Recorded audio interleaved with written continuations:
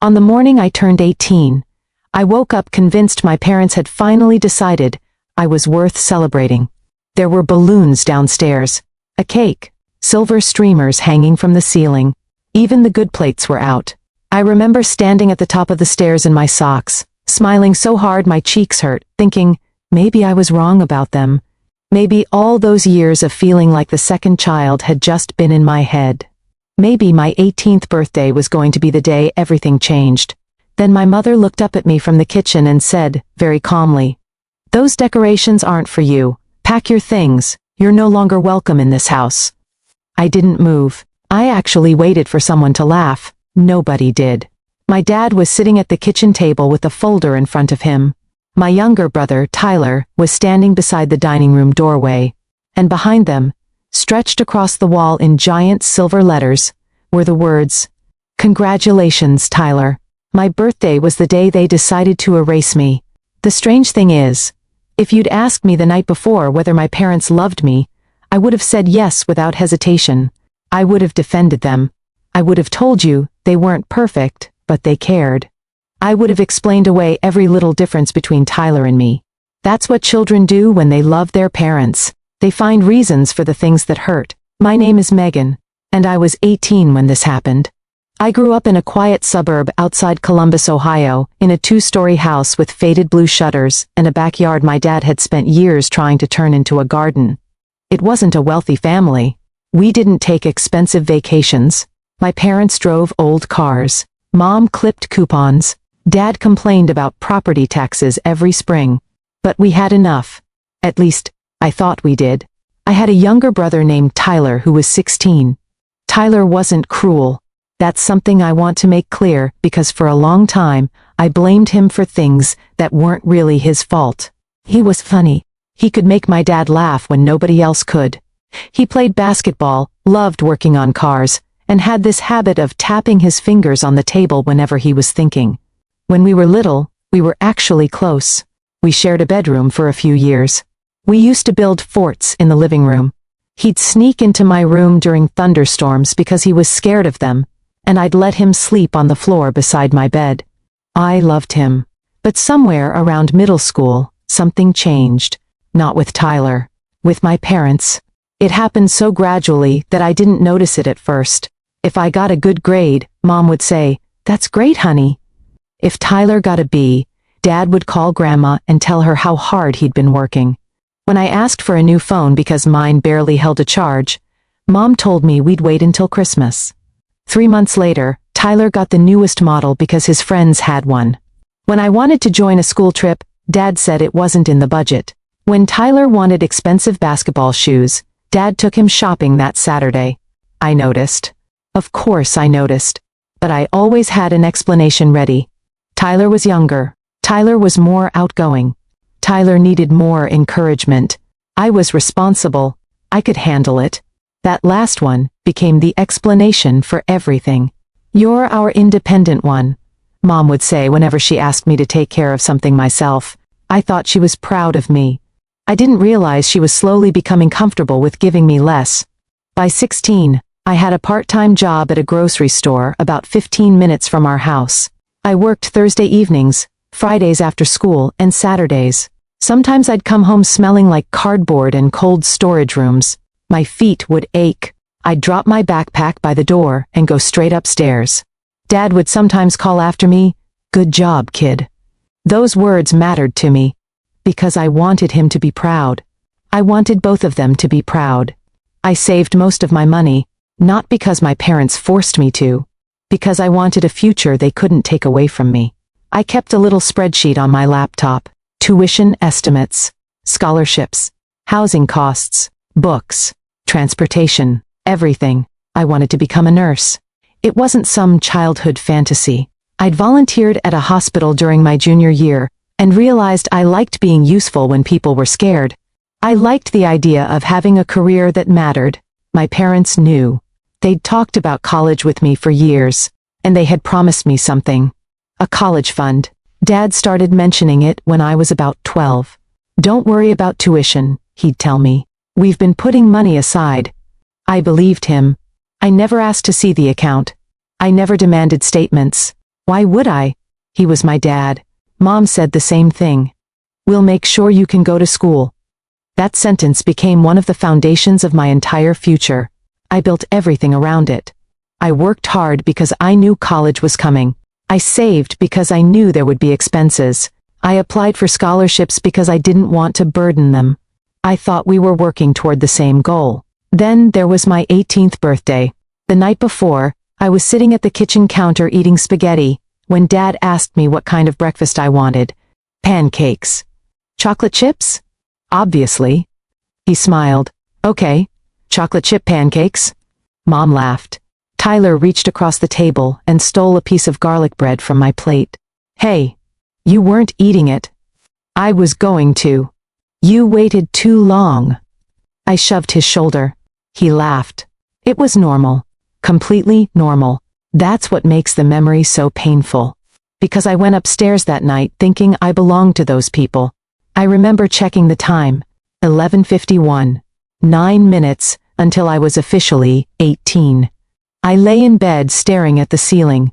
I thought about college, about moving into a dorm, about decorating a tiny room, about getting my first apartment someday, about taking my parents out to dinner with my first real paycheck. I even imagined buying my dad a nice watch. I had no idea that by breakfast I'd be homeless. I woke up around 7:20. The house was quiet. I checked my phone.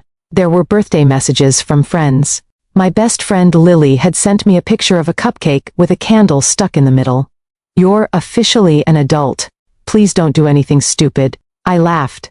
Then I heard music downstairs. Not loud, just enough to hear through the floor. I sat up. Someone was moving furniture. I smelled coffee, and something sweet. I got dressed quickly. I remember putting on a sweatshirt because it was chilly that morning. I remember brushing my hair. I remember smiling at myself in the mirror. I thought, they're actually doing something. I walked downstairs. Halfway down, I stopped.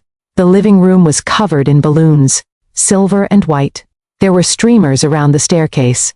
A cake sat on the dining room table. There were wrapped presents underneath it. My first thought was that my parents had gone completely overboard. My second thought was that maybe they were finally showing me how they felt. I stood there smiling. Then I noticed the banner. Congratulations, Tyler. My smile disappeared. I looked at my mother. She was standing beside the counter, holding a coffee mug. Mom? She looked at me. Good morning? What's all this? She didn't answer. I looked toward Dad. He was sitting at the table. The folder was already open. Tyler was standing behind him. Is this some kind of joke? Mom set down her mug. No. The word landed harder than it should have. I looked at the cake, then at Tyler. It's his birthday? No, Mom said. Then what's going on? She folded her arms. Megan, go upstairs and pack your things. I laughed nervously. Okay, seriously, what's happening? I'm serious. I looked at Dad. Dad? He didn't look at me. Your mother and I have decided that you're old enough to live on your own. I stared at him. Today? Yes. But, I'm 18. Exactly. I don't have an apartment. You can find one. I don't have enough money. You'll figure it out. I felt the first real crack in my excitement. Wait. I looked between them. Why are you doing this? Mom sighed. You've known for months that you'd eventually move out. After college. You can still go to college. How? Dad opened the folder. My name was printed across the first page. Your college fund. I stepped closer. What about it? We've decided to use it for Tyler. I didn't understand. Use it for what? His education. I looked at Tyler. His face was pale. Why? Mom answered. Because he needs it more. I actually thought I'd heard her wrong. What? He needs the support. I need college too. You're resourceful. I stared at her. I worked for that money. Dad shook his head. You didn't. Yes, I did. No, we did. He tapped the folder. This is family money.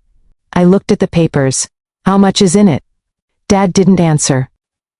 Mom said, enough to help Tyler. My throat tightened. You told me it was my college fund. It was. For me.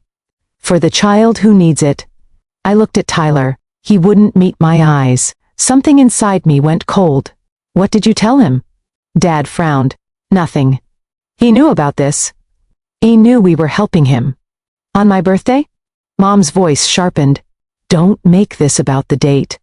It's my birthday. We know. I looked around the room. The balloons. The cake. The presents. The banner. Everything suddenly felt like an insult. I pointed at the cake. Why didn't you tell me? Because you would have made a scene. I stared at her. I haven't even made a scene. Not yet. That hurt more than I expected. I looked at Dad. And my savings? He went quiet. My stomach dropped. What about my savings? Mom said. We had to use some of it. How much? No answer. Mom. She looked away. All of it. I couldn't breathe properly for a second. My birthday savings were nearly $4,000. Money I'd earned. Money relatives had given me. Money I'd saved instead of spending. I had planned to use it for college books and moving expenses. You took my money? We used it for household expenses. Without telling me? You were living here. I was your daughter. And now you're 18. I looked at Dad. You're really doing this. He didn't answer. I felt tears burning behind my eyes, but I refused to let them fall. Not there. Not in front of them. Where am I supposed to go? Mom shrugged. You can stay with a friend. My friends are in school. You have relatives. My aunt lives 3 hours away. Then call her. I stared at my mother. You're throwing me out. We're asking you to become independent. No. My voice cracked. You're throwing me out. Dad stood. Megan, don't make this uglier than it needs to be. I laughed softly. Ugly? I pointed toward the banner. You decorated the house for Tyler on my birthday. Tyler finally spoke. I didn't know they were doing that. I looked at him. I believe you. He looked miserable. I swear. I nodded. Okay. I didn't know what else to say. Then Dad said something that I would remember for the rest of my life. Tyler is our future. I looked at him. He continued. He's the child who actually matters right now. Mom nodded. He needs us. I waited. Maybe Dad would realize what he'd just said. Maybe he'd take it back. He didn't. I asked quietly, and I don't? Mom's eyes shifted away. That was my answer. I went upstairs. I closed my bedroom door and sat on the floor. For 10 minutes, I didn't pack anything. I just stared at the carpet. There was a little stain near my bed from when I spilled nail polish when I was 14. A crack in the window frame. A tiny scratch on the closet door. Things I'd seen thousands of times. Things that had always meant home. Now I was looking at them for what I suspected might be the last time. I finally stood up. I packed 2 duffel bags. Clothes. Shoes. Toiletries. My laptop. My school records. My birth certificate. My social security card. Anything I thought I might need. Then I opened my desk drawer. My savings notebook was inside. I took it. Every dollar I'd saved was recorded there. At the back, I'd written my goal. College fund, $5,000 by graduation. I'd missed the goal by a little. But I was proud of myself. Now that page felt almost cruel. There was a knock. Come in. Tyler opened the door. He looked like he hadn't slept. I don't want your room. I looked at him. You're getting it. I can tell Mom no. She isn't asking. He sat on the floor. I didn't know they were going to kick you out. I know. Dad said you wanted to move out anyway. I wanted to go to college. He nodded. I know. I looked at him. Do you know why they're doing this? He hesitated. I think they think you can handle it. I smiled without humor. That's always the excuse. Tyler looked down. I don't think they hate you. I don't think they do either. That was the hardest part. Because if they'd hated me, maybe I could have understood it. But they loved me differently, and apparently, differently meant I could be sacrificed. I carried my bags downstairs. Mom was waiting near the kitchen. Dad stood beside the door. Nobody hugged me. I hadn't expected a goodbye anymore, but I still hoped for one. I looked at the cake. "Can I have a piece?" Mom stared at me. I smiled faintly. "Forget it." I reached for the door. Dad said, "Megan." I turned. He was holding an envelope. This was in the filing cabinet. "What is it?" "I don't know." I took it. My name was written on the front, not in my parents' handwriting, my grandmother's. She had died 6 years earlier. I looked at Mom. Her face changed, not much, just enough. Her shoulders stiffened. Her eyes dropped to the envelope. "Where did you get that?" Dad frowned. "It was in the old files." Mom walked toward me. "Give it to me." I pulled it closer to my chest. "Why?" "Because it's private. It's addressed to me." She stopped. For the first time that morning, my mother looked genuinely afraid. I opened the envelope. There was one handwritten letter inside. The first line began, "Megan, if you're reading this, something has happened that your parents never wanted you to know about." I looked up. My mother's face had gone completely white. And suddenly, being thrown out on my 18th birthday didn't feel like the worst thing my parents had planned for me. It felt like they were trying to get me out of the house before I discovered why. I looked at the letter again. My grandmother's handwriting was unmistakable. She had this slightly slanted way of writing, like every word was leaning forward because she was in a hurry to say it. Mom took one step toward me. "Megan, give me that." I held the envelope tighter. "Why?" "Because I said so." That was the kind of answer she'd given me my entire life whenever she didn't want to explain something. Usually I'd back down. That morning, I didn't. I unfolded the letter. There were only 2 pages. The first paragraph made my stomach twist. My grandmother wrote that she had set aside money for me when I was a child. Not a fortune. Not enough to change someone's life overnight, but enough to help me start one. She had apparently created a small trust in my name and asked that it be used for my education, or, if I chose another path, for establishing myself as an adult. I read the same sentence twice, then 3 times. I looked at Dad. "Did you know about this?" He didn't answer. Mom did. That was years ago. "That isn't an answer." She folded her arms. "Your grandmother was confused near the end." My grandmother had been many things. Forgetful, yes. Stubborn, absolutely. But confused? No. Not when it came to money. She balanced her checkbook by hand until the week before she died. I looked back at the letter. The next paragraph was dated 4 months before her death. She wrote that she was worried my parents were becoming too comfortable making decisions for Megan without asking her. That sentence made my skin prickle. Then, she wrote something that stopped me completely. "If they tell you the money was spent, ask to see the records. If they tell you it was transferred, ask when and why. Don't let anyone convince you that being responsible means you deserve less." I looked up. Mom was crying. Not the kind of crying I'd expected from my mother that morning. These were silent tears. "You knew," I whispered. She shook her head. "You don't understand." "Then explain it." Dad stepped between us. "Megan, you're upset. I'm being kicked out on my 18th birthday, my college money is gone, my savings are gone, and now I'm finding out Grandma left something for me that you never told me about." My voice rose. "I'm not confused, Dad." He looked down. That was when I realized something. My parents hadn't been surprised by the letter. They were afraid of it. I folded the pages and put them back in the envelope. "I'm taking this."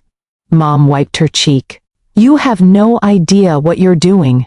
"Neither do you, apparently." She flinched. I walked out. I didn't slam the door. I wanted to, but I didn't. I remember thinking that if I slammed it, they'd probably tell themselves I was immature. So I closed it gently. And then I stood on the front porch with 2 duffel bags, a laptop, a letter from my dead grandmother, and less than $20 in my checking account. I had nowhere to go. For about 10 minutes, I sat on the porch steps. Then I called Lily. She answered on the second ring. "Happy birthday." I started crying. Not quietly, not gracefully. I just broke. "Lily? They kicked me out." There was silence. "What?" "I have my bags. I'm outside." Where are you? My house. I'll come get you. You can't. Why? Your mom? She'll survive. 20 minutes later, Lily's mom pulled up in an old silver Honda. I remember being embarrassed when she got out and saw my bags. She didn't ask questions, she just opened the trunk. Put them in. That night, I slept on Lily's bedroom floor. I was 18 years old. I had just been told I wasn't wanted in my own home. And somehow, the thing keeping me awake wasn't the fact that I'd lost my bedroom.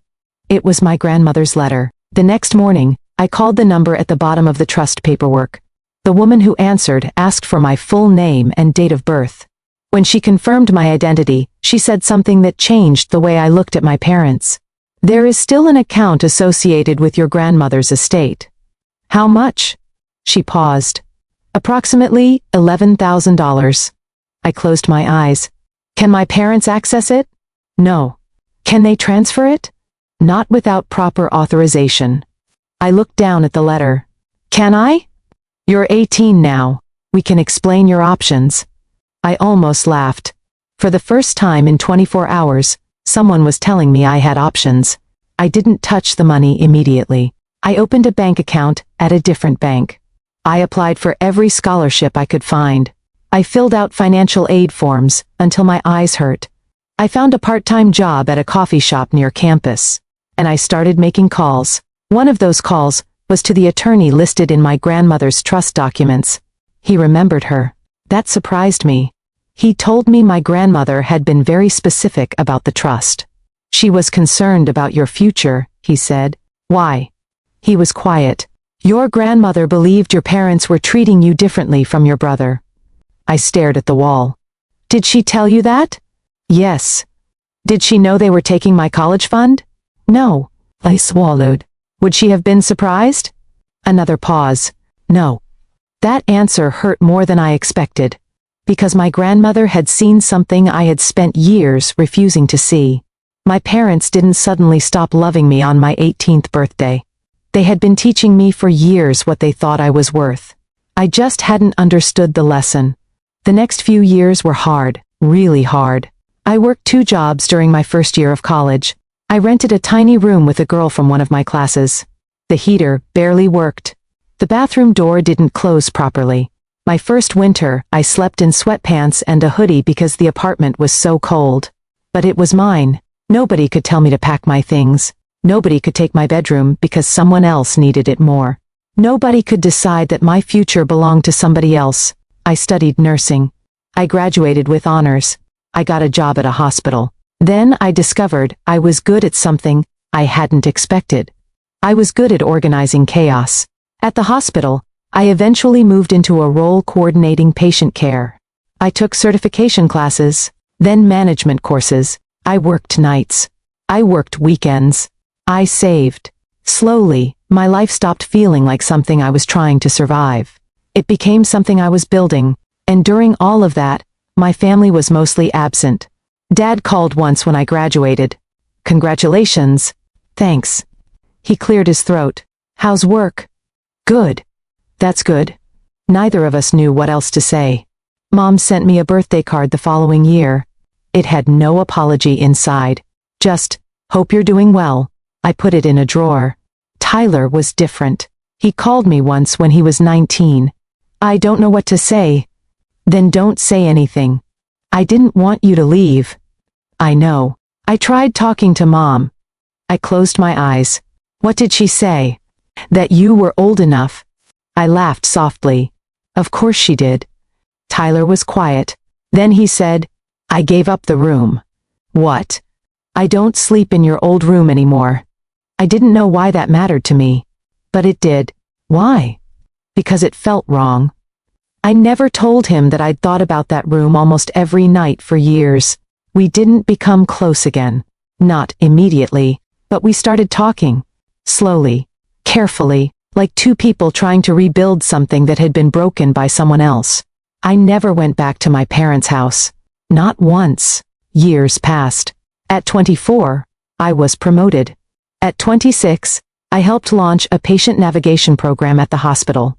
At 28, I was managing a regional team. I bought a small house. Nothing huge. 3 bedrooms, a little backyard, a kitchen with too many cabinets. The first time I turned the key in my own front door, I stood there for a long time.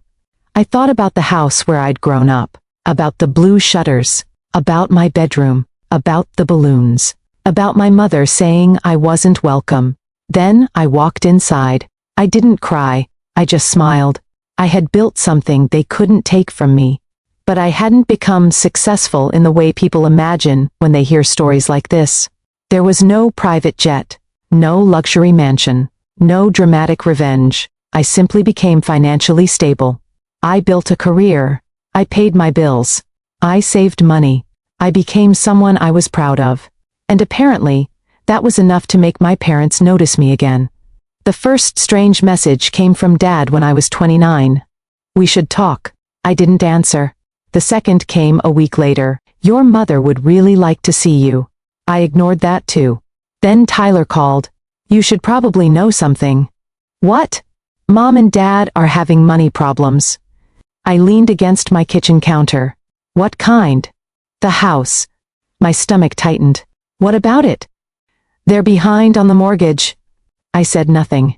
Tyler continued. Dad's business hasn't been doing well. What business? He started one with a friend. I hadn't known. He laughed bitterly. There's a lot you don't know. That sentence stayed with me. A month later, Mom called. I almost didn't answer. I did anyway. Hi. Her voice sounded older. Megan. I waited. I need to apologize. I sat down. For what? She started crying. I was wrong. I didn't respond. I thought I was doing what was best for the family. You threw me out. I know. On my birthday. I know. You took my money. She whispered, I know. And you gave my future to Tyler. Silence. Then she said something I hadn't expected. We thought you would come back. I stared at the wall. What? We thought you'd struggle for a while and eventually realize you needed us. I almost laughed. Instead, I said, so you expected me to fail? No. You did. We were wrong. That was the first time my mother admitted it. But there was more. She told me the family house was about to be sold. The same house. The same kitchen. The same bedroom. The same place where I'd stood on my 18th birthday and been told I didn't matter. They were moving. We're going to lose it, she said. I felt strangely calm. I can't fix that. I know. Then why are you calling? She didn't answer immediately. Finally, she said, because your father thinks you might help. There it was. Not an apology, a request. I closed my eyes. You want money? No. You called because you think I have money. I just thought, Mom. She stopped. You spent years telling me I didn't need what Tyler needed. I know. You told me he was your future. I know. And now that your future isn't working out, you're calling me. She started crying again. I didn't yell. I didn't insult her. I simply said, I hope you figure things out. Then I hung up. A week later, Dad called. He didn't apologize. He said, your mother says you have a good job. I do. You bought a house. Yes. That's good. I waited. He cleared his throat. Could we meet? Why? I want to see my daughter. That one hurt, because he had been given so many opportunities to be my father. He just hadn't wanted to when it mattered. Still, I agreed. We met at a diner halfway between our towns. Dad looked smaller than I remembered. He stared at me for a long time. You look like your grandmother. I smiled faintly. People used to say that. He nodded. I was wrong. I looked at him. About what? About you. That was all he said. For a moment, I wanted to hear more. I wanted him to explain. I wanted him to tell me he regretted it. So I asked, why did you do it?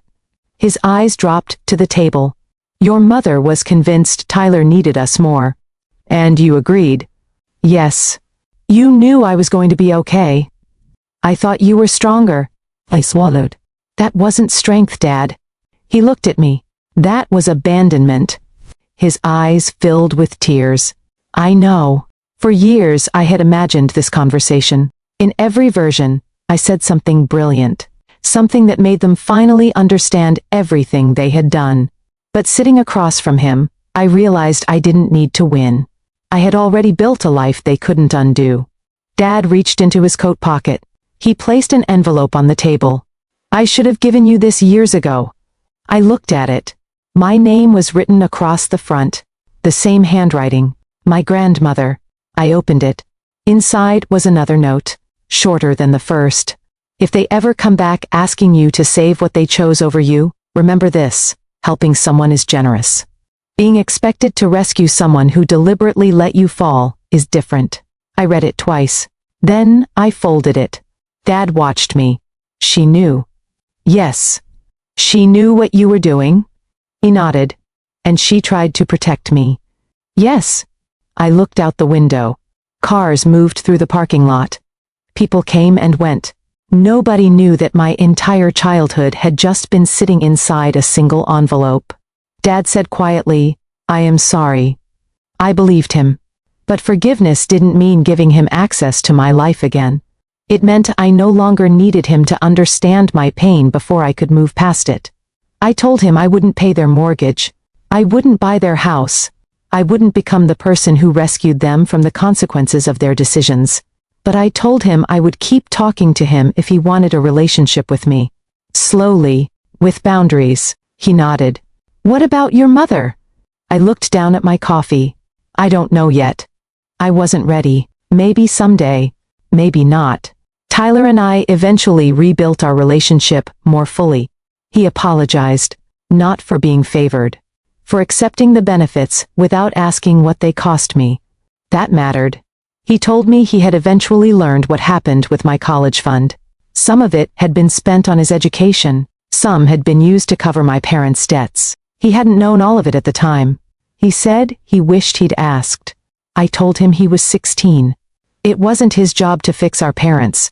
That wasn't something I wanted to carry anymore. A few years later, I drove past my childhood house. The blue shutters were gone. The garden was overgrown. A for sale sign stood in the front yard. I slowed down but didn't stop. I didn't need to. That house had once represented everything I thought I was losing. My family, my childhood, my place in the world. But I eventually understood something. They didn't erase me that morning. They just stopped being the people I had been waiting for. And there was a difference. I used to think success would feel like proving them wrong. It didn't. It felt much quieter. It was signing the mortgage papers on my own house. It was getting promoted because I'd earned it. It was buying groceries without checking my bank balance 3 times. It was waking up on my birthday years later and realizing I didn't care whether anyone downstairs had decorated the house. I could buy my own cake. I could invite people who actually wanted to be there. I could light the candles myself. And I could decide who stayed. My parents thought that birthday would be the day they taught me I didn't matter. They were wrong. It was the day I learned that being unwanted by the wrong people doesn't make you worthless. Sometimes it simply forces you to stop begging for a place at a table where someone has already decided you don't belong. I spent years wishing my parents had chosen me. Eventually, I realized I had been waiting for the wrong choice. The most important thing I ever did wasn't becoming successful enough for them to regret losing me. It was becoming someone who no longer needed their regret at all. And I could decide who stayed. For a long time, I thought healing would mean forgetting that morning. It didn't. I still remember the silver balloons. I still remember the smell of chocolate cake. I still remember standing halfway down those stairs, smiling because for a few seconds, I thought my parents had finally seen me. But the memory doesn't hurt the way it used to. It's just a memory now. A painful one, but not a wound. My relationship with Dad eventually became something I never expected. We started having coffee every few weeks. Sometimes we talked about ordinary things, his garden, my work, Tyler, the weather. Sometimes we talked about what happened. He never tried to excuse it anymore. That mattered. Mom took longer. For years, our conversations were short and uncomfortable. Eventually, she asked if she could come to my house for Thanksgiving. I almost said no. Then I remembered something my grandmother had written. You decide who gets access to your life. So I told Mom she could come, but only if she understood that this wasn't going to be a chance to rewrite the past. She agreed. She came carrying a pie. She stood at my front door for almost a full minute before knocking. When I opened it, she looked at the house behind me. This is beautiful, she said. Thank you. She looked around. You did all this? Yes. She smiled sadly. I guess you really did become independent. I didn't correct her. Because I hadn't become independent because they pushed me out. I became independent because, after they pushed me out, I decided I wasn't going to spend the rest of my life waiting for them to change their minds. That distinction matters. My success didn't make what they did okay. My career didn't erase it. Buying a house didn't erase it. Forgiving some things didn't erase them either. What changed was me. I stopped measuring my worth by how much space my parents were willing to give me. I stopped thinking that being the responsible child meant I had to accept being overlooked. And I stopped believing that protecting myself made me selfish. Sometimes protecting yourself is the first responsible thing you ever do for yourself. Years after my 18th birthday, I celebrated another birthday in my own kitchen. There were balloons again. This time, I knew exactly who they were for. Tyler had brought the cake. Dad had brought flowers. Mom brought a card. I stood there, looking at all of them, and realized something I never could have understood at 18. I didn't need that morning to be undone. I didn't need a different childhood. I didn't need my parents to go back in time and choose me. I had already chosen myself. And when I blew out those candles, I wasn't wishing for the family I thought I'd lost anymore. I was grateful for the life I had built from the moment they told me I didn't belong. Because that was the moment I finally learned that I could build a home where I never had to earn my place.